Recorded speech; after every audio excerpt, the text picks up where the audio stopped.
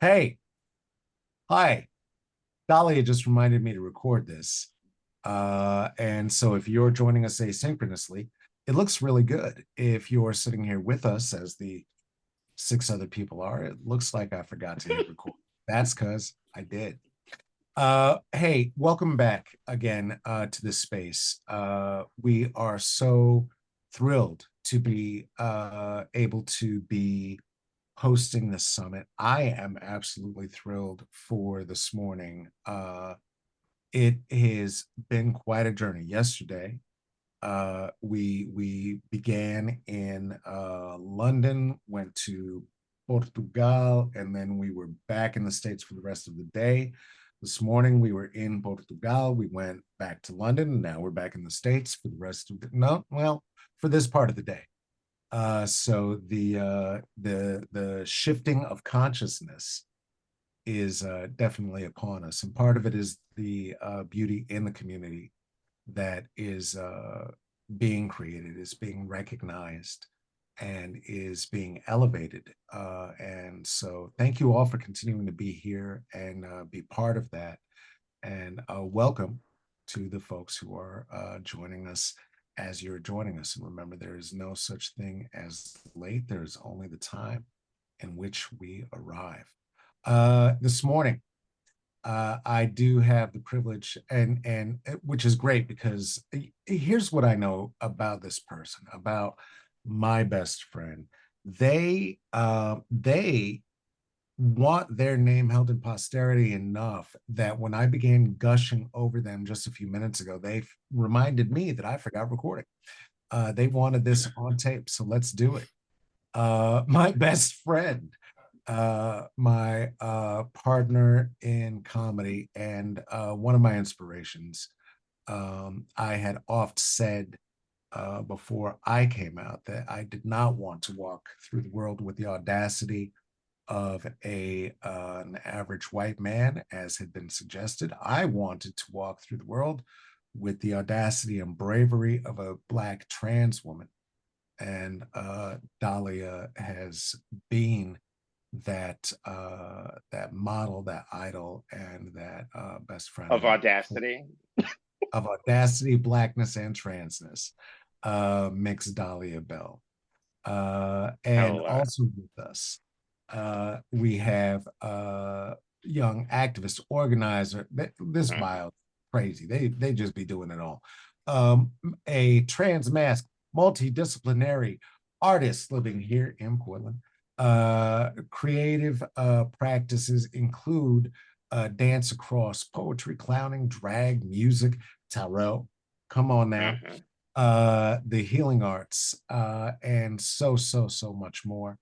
Would you please welcome right now, Given Davis? And it is such a pleasure to be here with you both. Silas, Thank you thank for you. having us.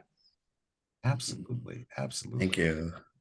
All right, now I'm gonna quit faking like TT's eyes are good, and I'm gonna put y'all on the big screen. I give the intro there so we can pretend like but I can't see y'all. So we're talking about the creation of trans spaces, right? And living into those. And so, well, healing spaces for trans community, right? Because they're all spaces that we occupy and always have. Given that, uh, what I'm wondering what each of you would define as a healing space, um, at all in your worlds, in this day and age.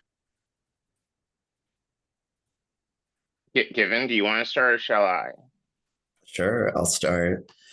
I love that question because I feel like ultimately healing spaces can look like so many things. They can look like, I think, how a lot of us tend to think of the word healing like this is a yoga space, this is a space for energy work, this is a space for processing. But I think spaces for creativity and joy and action and mutual aid are all healing in so many ways.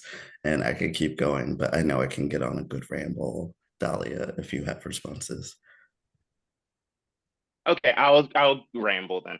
Uh, I for me, I think fundamentally what we're looking at is that we're living in an intentionally broken system that keeps its constituent members in a broken state, so that we're in this constant state of fear and mental slavery. So for me, I think a healing space is a space in which we are encouraged and allowed to show up as authentically as possible, Mhm.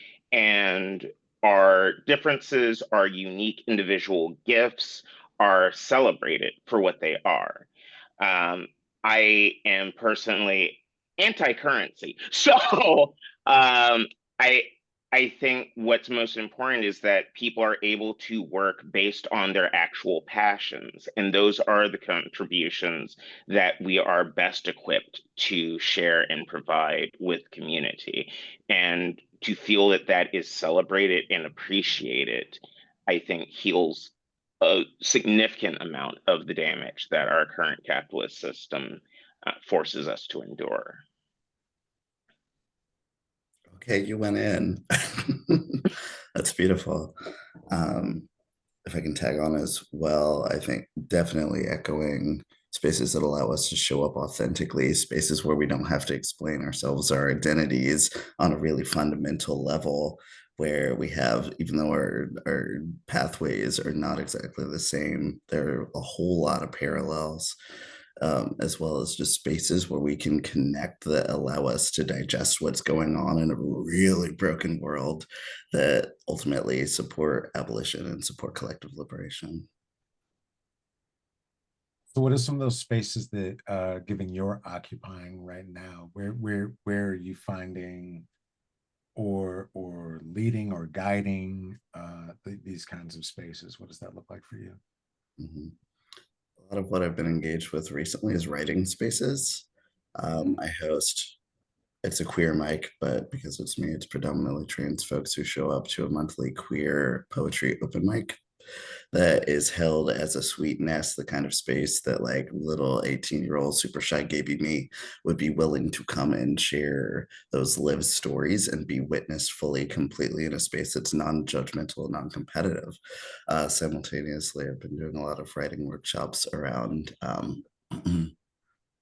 there's one in particular that I love called Invoking Trans Divinity that I did in a really open way, as well as a BIPOC specific space that invites folks who come out um, mm, to have the opportunity to articulate what divinity means for them in a real secular way of what are these little flashes, pops, what that person's wearing, the way this person is modeling a shared identity or just a flavor, a way of walking in the world of I saw this piece of media that reflects me. How do we articulate that and then put that into poetry such that it becomes an incantation for that energy in our lives so that we are calling it in. Um, and in a way, it's also challenging the ideas of the level of belief the Christian right holds in what Mhm. they believe. How do we create the same thing in a way that's appropriate for us? Hmm.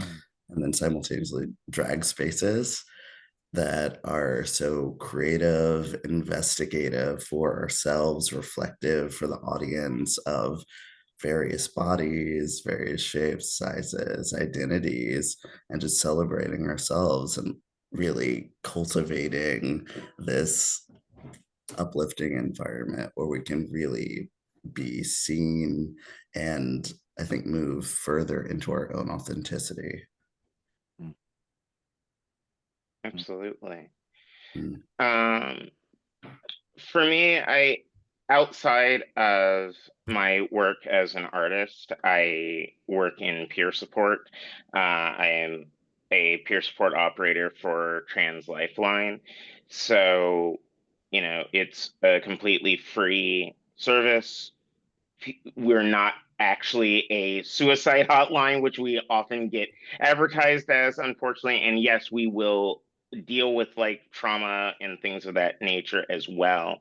But our real focus is to be that voice on the other line, at the other end of the line, if someone needs someone to talk to. If that's for celebration, if that's for venting, if that's for whatever, and just meeting each individual where they are in that moment, um, and in complete non-judgment, but in curiosity. And I think that's one of the keys. And given definitely models that in their art as well, of it's all about curiosity. It's about taking in and then giving back um, accordingly. And I do incorporate that into my art as well, in the sense that I pride myself on how accessible I am to my fan base. I'm not trying to be some aloft celebrity or something of that nature. If someone needs to slide into my DMs because they're having a bad day, then so be it. We can have that conversation. Yeah. I mean, that is and has been certainly my experience of you. And I think that one of the things, and Silas began speaking to this a bit in the chat, right, is the idea of non-competitive spaces that are trans inclusive, right? And I'm wondering, you know, I guess I'll start, Dahlia, with you. What that transition has been, right? Because I know that even in our relationship, that finding and seeing me on the scene in our first incantations was not necessarily a favorite piece of hello. So what is the transition to get to a place of inclusion of a non-competitive nature, of an inclusive behavior nature? And given I would love to hear your orientation around that as well, right? Just given the fact that I love get that I get to say that so many times, just with the fact that generationally there have been so many shifts, and I personally have had the opportunity to learn from my baby queers as much as my own lived experience as an elder queer. So those are the things that came to my mind, darling. So sorry, you know my brain is a mess. What was the question? I switched over. Hey, what is it? How'd you get to being non-competitive Oh, okay. There we go. with Um, your girl being me? yeah, I think for me, a large shift in, I mean, one, I've never liked competition, to be entirely honest. It's just not my vibe. It's not how my brain naturally operates.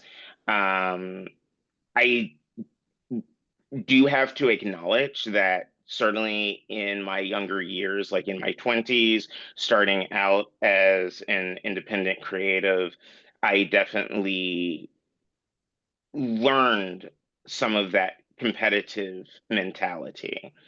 Um, and I think I was sort of blessed in a sense that that didn't work out for me. It proved to not be beneficial. And I think if we actually take a step back and look at our lives in general, we recognize that this competitive mindset doesn't actually benefit anyone. The so-called losers or winners, because the winners are constantly anxious that they'll become a loser. You, if you're approaching life from a perspective of constant competition, that competition never stops. And working in comedy, particularly, the further along I progress in my career, the more I'm talking to these people who are, above me or ahead or whatnot, and they're just as anxious. They're still just as plagued by imposter syndrome, if not more so, because now they're at a very public status where any decline in that front facing persona um, is a weapon that can be used against them. So I think that for me was very revealing as to like it's an unwinnable game. If you're constantly competing, you cannot win.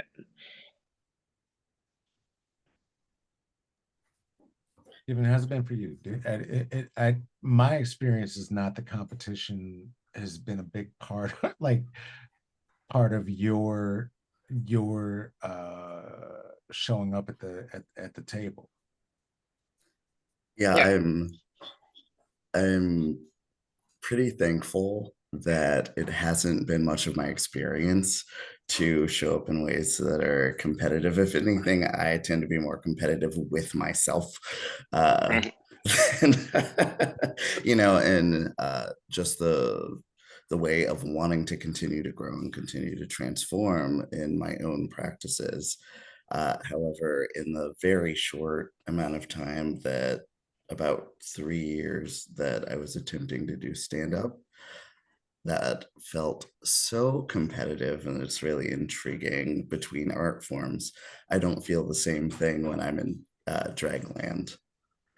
Um, I am aware that there are definitely spaces where that energy does exist. However, the folks that I choose to be in company with don't approach in that Mhm. way. It's extremely almost more collaborative, and a willingness to have these really beautiful conversations about, oh my gosh, you have this concept. I would love to support you in your creation of that, whether Mhm. that's just tossing ideas back and forth, or actually, I'm really great at making stuff. Can I help you construct this costuming or this prop?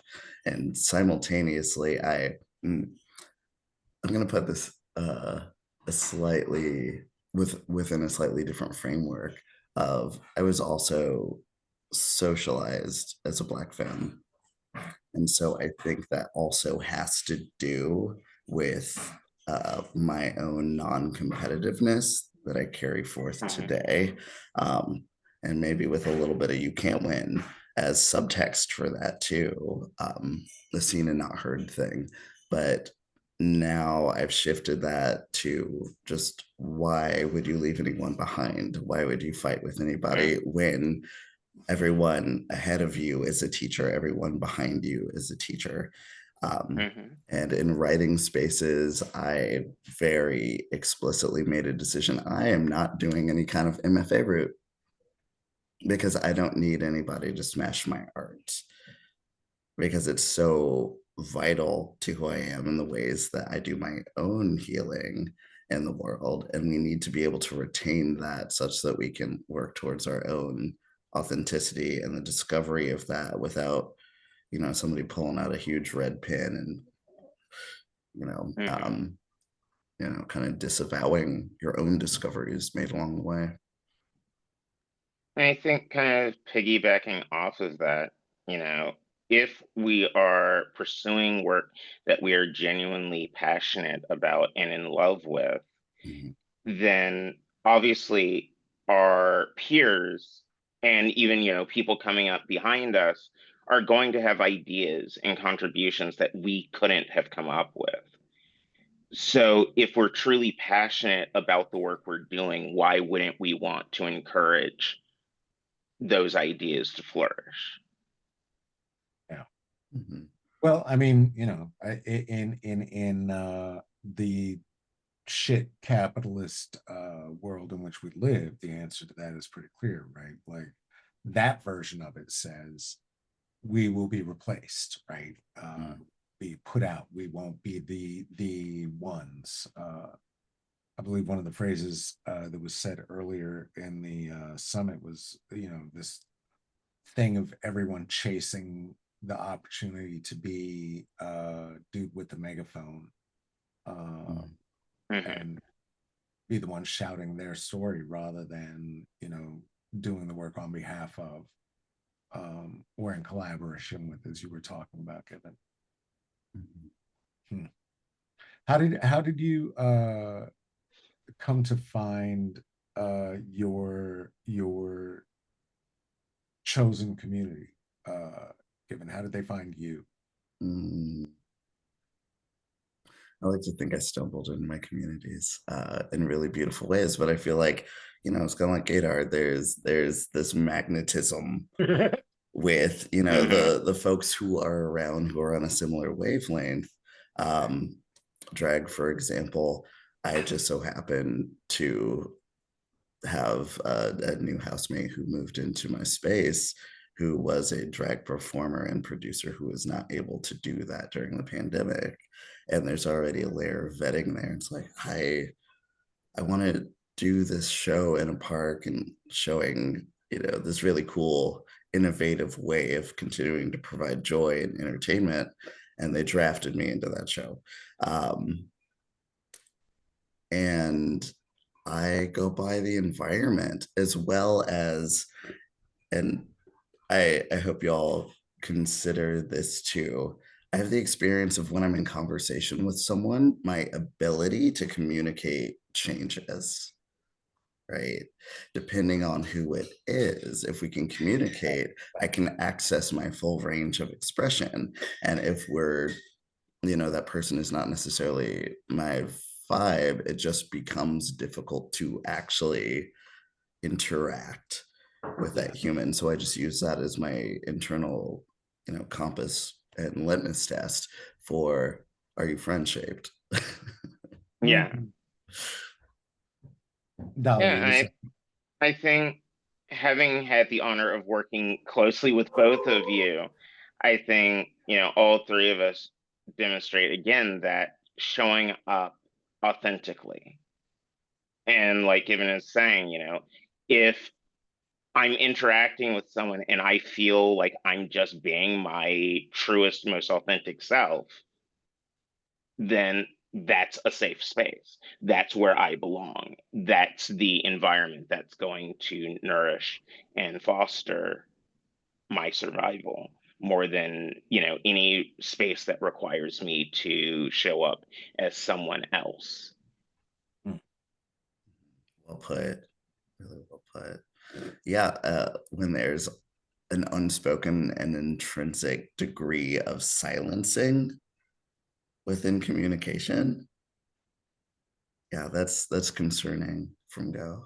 Hmm. I've been I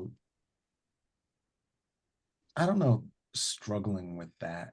Um, but I do know that there, well, yeah, it certainly was a struggle, right? I mean, one of the things for me was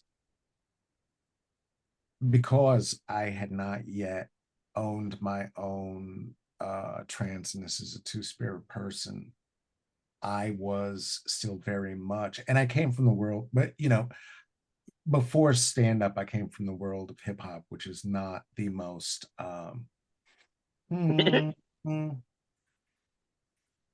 openly queer environment. It is very queer, not very openly queer. And so the homo thug aesthetic that was introduced by uh, let's just say the 90s. We don't need to get into anybody. Was one that was very heavily adopted, right? Also, I was living in Oakland for like 20 years. I my band was successful enough to survive for like 15 of those. And the transitions away from all of the things of which you're both speaking, right? The hyper competitiveness, the wild levels of consumerist based braggadocio. And that's even within conscious hip hop of that time, right? Hmm. It still had to be a matter of signifying and signifier and understanding ourselves somewhere within the class systems of the 90s. Yeah. And so where we find ourselves now, Hmm. the level of liberatory voice that is given is amazing. How do we successfully continue to translate that voice into action and into place?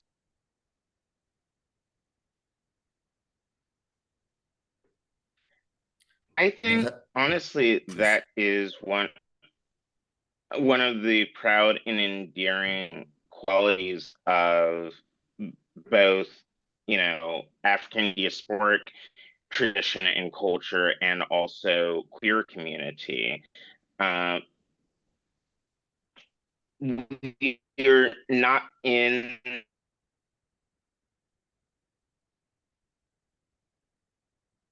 Oh, honey, no, not freezing at the best no. point. Shit.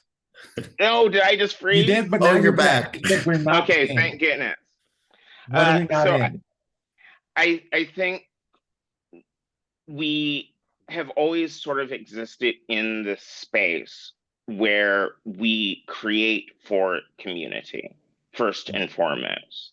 It's what keeps us alive and flourishing. So I think just continuing to embrace that, and I think we're seeing that, especially with the younger generation of queers having to kind of tap into that historic energy of relying on our own, relying on chosen family, relying on the community.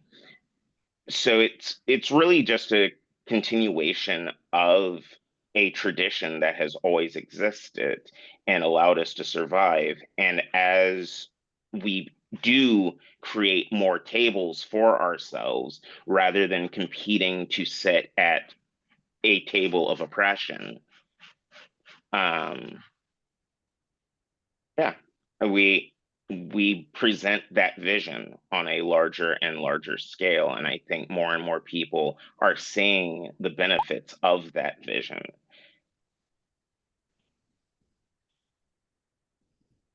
Yeah, I would say so. I would say so. I mean, in fact, it's a question that came up and it was posed in private chat. So I'm not gonna put anybody on blast, but like, is this a space where um, cis folks are welcome in the conversation? And I think again, right, that aspiration of living with the audacity of a trans Black woman, right, is for me, um, and again, I think all the way back to Marsha, you know, um, that level of audacity of Sylvia, Mhm. of hearing Sylvia screaming at the cops, at the pigs, as she said, right, after Marsha's assassination at Stonewall, and thinking about that level of audacity, right, of like, fuck, and you. I'm just here, bitch. This is just what it is. You're going to have to figure it the fuck out. It's not for me to adjust, it's for you. And as you were saying, Dahlia, setting that table, right? Being that example of that level of, I mean, the word is audacity. It is. I mean, it's fabulousness. Obviously, we're more fun. We smell great. We're well read, right? All of that is part of it, right? We're very literate about whatever it is we love, film, comedy, fashion, whatever. It's our shit. It's our shit. Yes.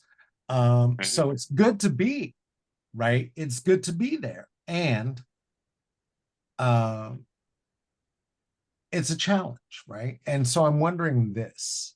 Here's a thing we don't talk about in mixed company, and I want us to. The whites. That's right. Well, look at both of your faces. Put that water back down, Dahlia. I want to talk about and hear about what navigating not just the white world. I mean, the white world is the white world is the white world, and we're all quite familiar. Okay. I think one of the things that we talked about yesterday is the idea that some people find themselves being given more permission to show their ugliness based on the fact that they have experienced some level of oppression of their own, right? We can find that in the examples of hypermasculinity Hmm. in Black cis men who adopt that persona, right? We can find that in white men, obviously, it's their thing. And the ways that they interact. But the ways that the trans the white trans community impacts your work life ability to flourish as you would, what say things.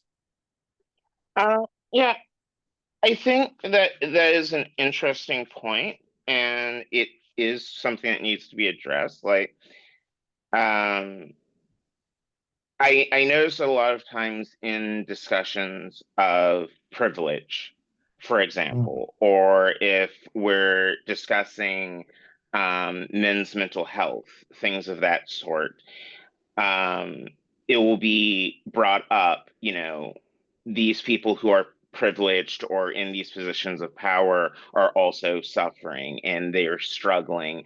And yes, that is true. And also, rather than having trickle down oppression, recognizing the source of that suffering, recognizing that source of feeling downtrodden, of not feeling privileged, even when you're in a position of privilege. mm, So rather than trying to always be the person at the top of that pile of suffering, um, focusing on changing those systems, because obviously toxic masculinity isn't serving men either. It's extremely damaging to the male psyche. So why perpetuate that pattern? I absolutely agree with you. And one of the things that I'm thinking about, well, two immediately, is the difference between going back to that Invoking Trans Divinity workshop, the stark difference between having pretty much exclusively, aside from myself, white trans folks in the room, and then having just BIPOC in the room, is that it's so much softer. There's not too much complication that was held in that white trans space. However, when it was just BIPOC folks in the room, we have space for rage Mhm. that a lot of white trans folks are not able to accept or hold conversationally. mm, Therefore, we're not able to express our full truth, mm, necessarily our full mm, reactions, and have that received and become a conversation rather than a full stop. Because I feel a way about that because you know, um, me as a person responding to anyway.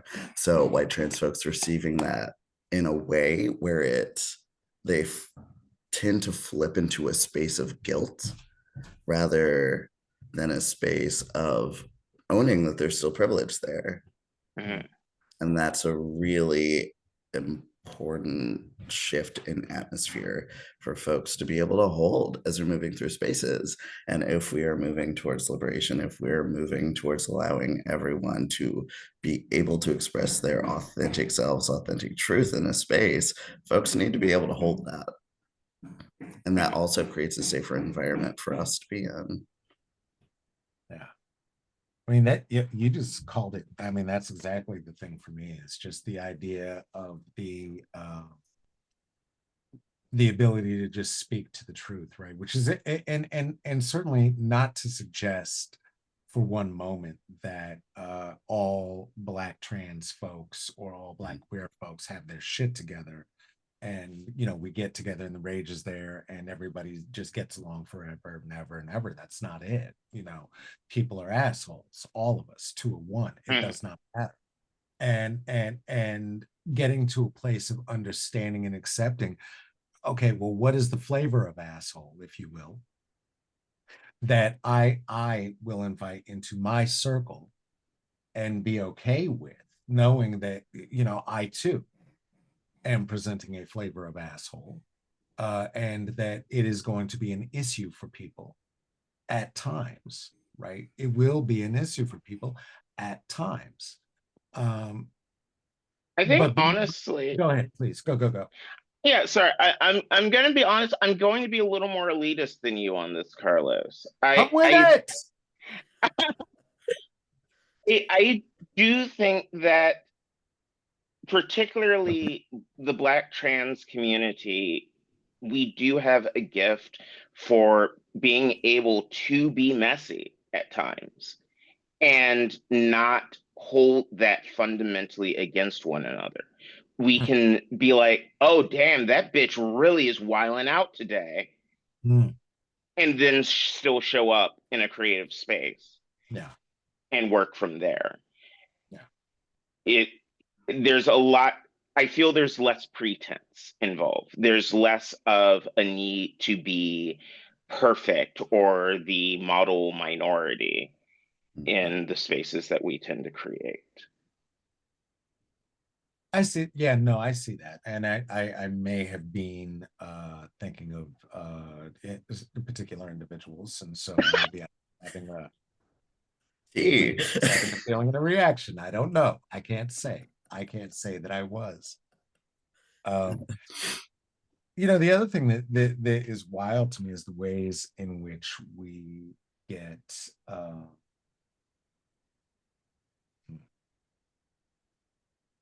colonized still, you know. Hmm.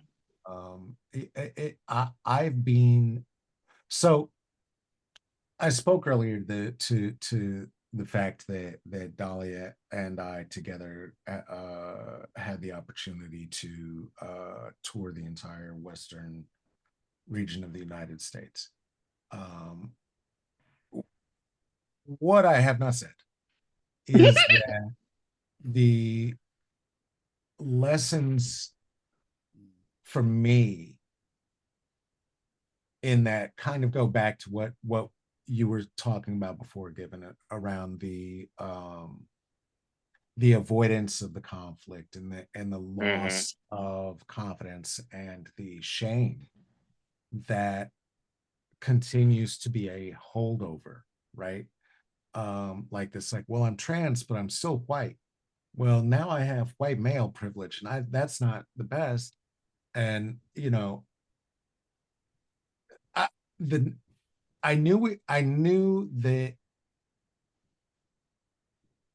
we were getting very close to a place of not being able to continue on. The moment that it became very clear, though, and Dolly, you were not at this particular juncture. We were in Utah, and Jajan was with us. Jajan is very queer, very they, very white, but knows it and knows it, and not but and knows it, right? Hmm. And we showed up at a venue. There were cops all over it. I was already like, okay, nope, not. I'm not even approaching that place. John said, okay, you know, I'm going to use my privilege because you can't let go of it, right? Hmm. And I'm going to go find out what's going on. And the young person who had brought us, the young white man who had brought us there, did not acknowledge us nor the issues at hand, right? Hmm. Later that night, I had said, as they, you know, were relaxing in this home in Utah, that you know, we were in a very, very, very, very Mormon part, very Salt Lake City. Uh, I kept stepping outside, hoping for a little bit of safety or space, and there was none to be had outside either because we were in some weird suburb in the middle of Utah. This is, I mean, so you know, I was headed to bed and somebody had said something about, oh, it's so great to be in a safe place. And I looked at the three of them and I said, well, it's a safe place for white boys. Hmm. All right, good night. And then that person just disappeared. Like I have to this day not had a conversation with them. the person Yeah. who had brought us out to use our faces, right?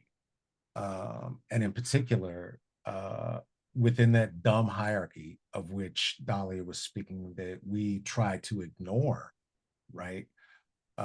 Because of the Netflix special that she had done with Hannah, that was having us in a situation where every single show was a sold out show, right?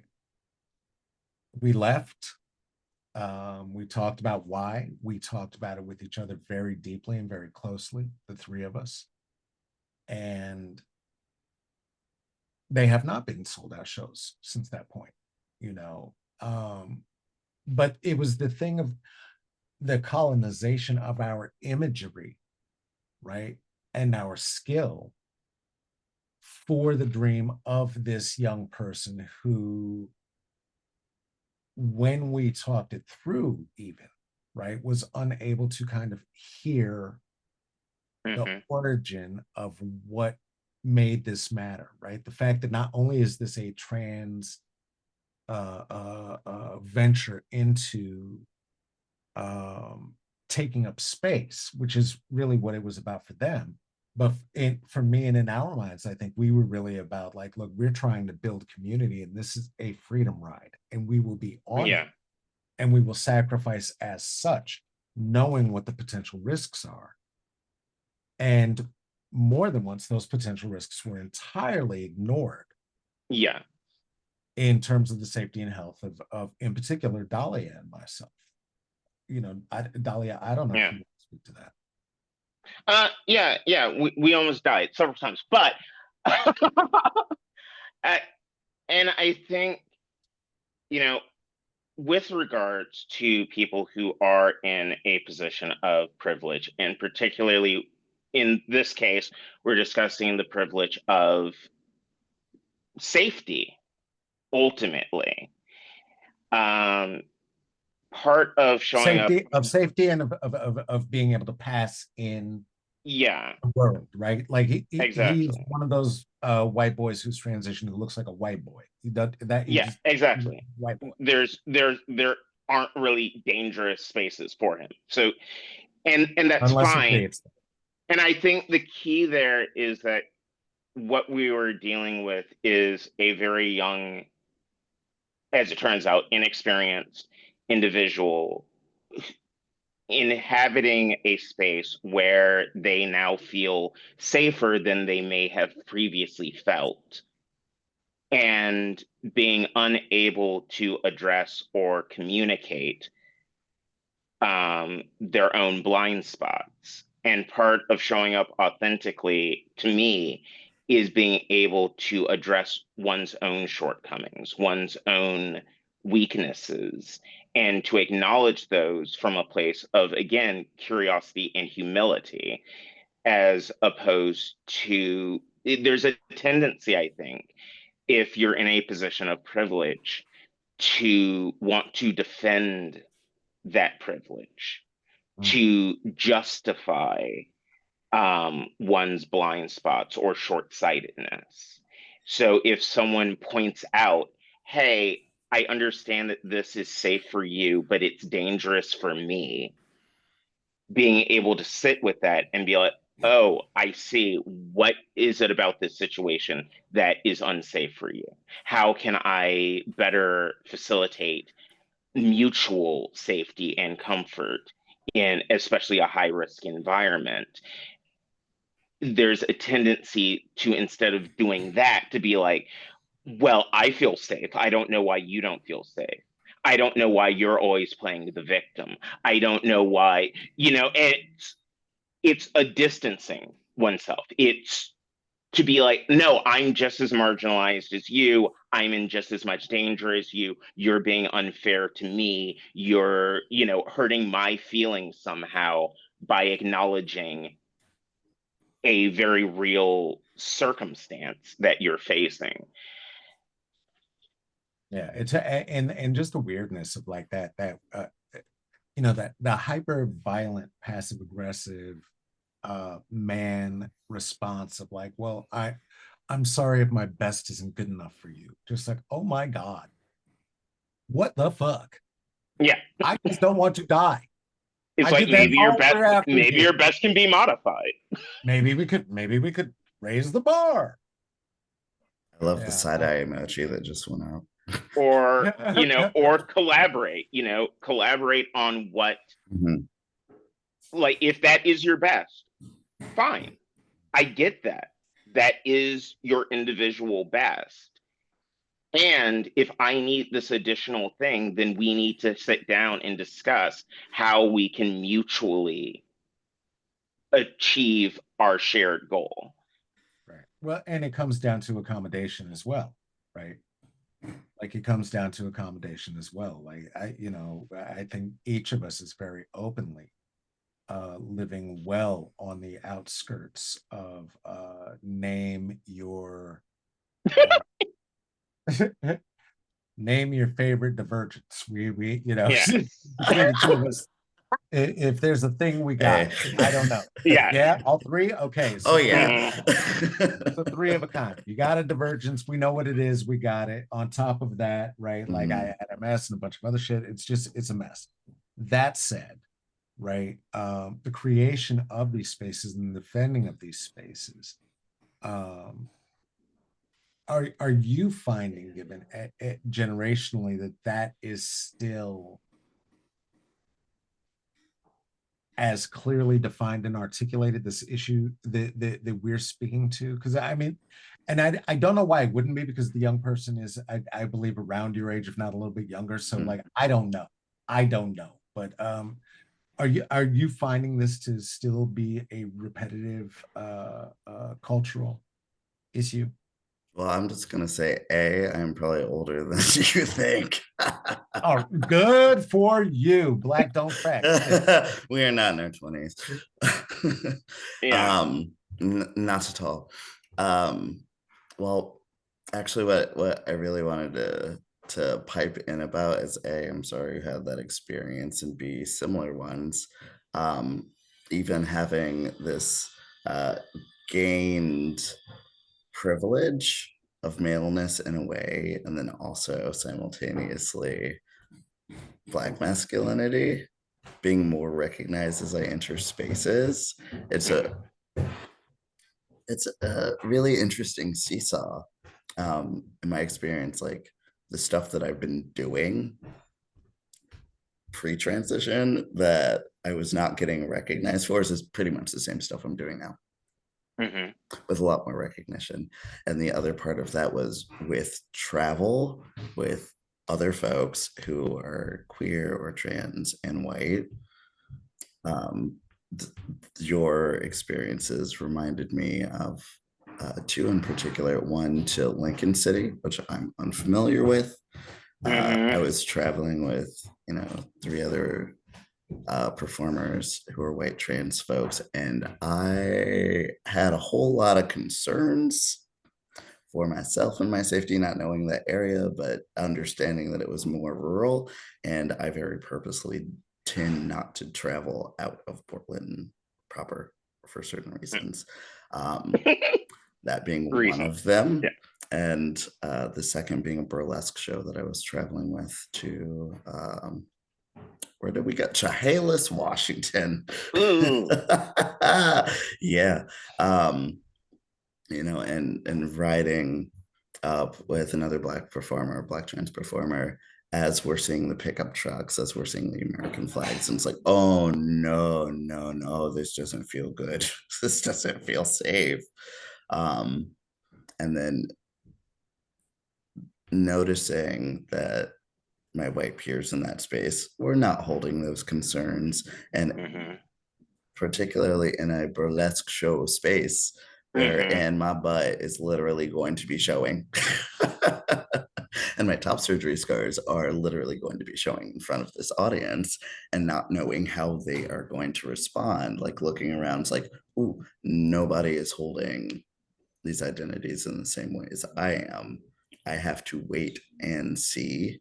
And what was intriguing to me was amongst BIPOC folks in that same production, we all had various identities, but the same vibe of there's not safety here. So we formed our own net for that. It's like, okay, you're up first. Let me know how they did with you. Let me know how they did Yes. with you, such that I could collect information along the way. Whereas white folks who are in the same cast were not doing that. Yeah, yeah. And I do think that to kind of like ground it back down as we're coming close to the end of our time, that level of community care, right? And the social safety net that we create with each other, very much about, one, recognizing that always faster alone, but also always further together. Hmm. And also feed the hungry bee. Feed the hungry bee who like, oh, you're broke. Okay, great. Here, if I have 50 right now, take it and pay it forward. Like, I don't want to hear about it again, but like, Exactly. just take care of yourself and do what you need to do. And I mean, Dahlia, you run a whole parking lot based on this idea of, hey, Black women, we got you. Like, we're gonna figure this out. I don't know. Yeah. Well, thank you both so much. I don't know. This is just us talking. So to me, like, aside like seeing the responses from from the community who's here with us, um, this just sounds like us bullshitting, except using our professional words, which I appreciate. Which I appreciate. Nobody went off on no cops and called them pigs and called no white people crackers. Good for you. Well done. Well done. Until this moment, until now. I did not cracker ass cops. Thank you both so much. It's really my heart is singing, just, and again, because of all of the things of which you were speaking, like just being in a place of like community, of knowing it's where I'm safe, where I'm recognized, if not clocked. And it's just wonderful to be with you both. Thank you. Thank you Absolutely. so. Thank you for having it. Yeah. For folks who are here with us, you already know, I think everybody here knows the full deal, but for the asynchronous folks, I will say again, that this will be recorded, will be available in the app, along with each of the other presentations. They will be there for a full year. And it is a sliding scale entry for access to all of that. The app, of course, download it. It's free. And coming up next, we have another thing. Alonzo Chadwick is going to take us through a musical and interactive presentation, coming up at believe, is it 10:30? Okay, the present and historic heritage of our harmony. If you have been afraid to let your voice out and wanting to do it, goddamn, show up and let's do it. Let's sing. Uh, Alonzo's a real one. I think it's going to be fantastic. There's another presentation immediately thereafter that I do not remember the name of off the top of my head. But we will be in presentations throughout the day and into the evening again. And do look forward to seeing all of you at the next. I see my co-facilitator just came off mic. I was just going to say that next session is divorcing philanthropy, and Heather Infantry from Giving Gap is going to come and talk about what it takes to fund Black-led organizations in our current moment, given the legal rulings in the US and the dire need to continue channeling resources to communities, even though our existing lines of funding are drying up and being slashed and burned by the federal government. Practice. Okay, so let's definitely take advantage of all of that, right? Let's keep being Black and observing and enjoying the Blackness. And we will see you in the next. Thank you very much. Good to see you. Thank you both so much. Love you. Love your audacity. Oh, that was so much fun. Wait, where's the recording? I gotta stop it.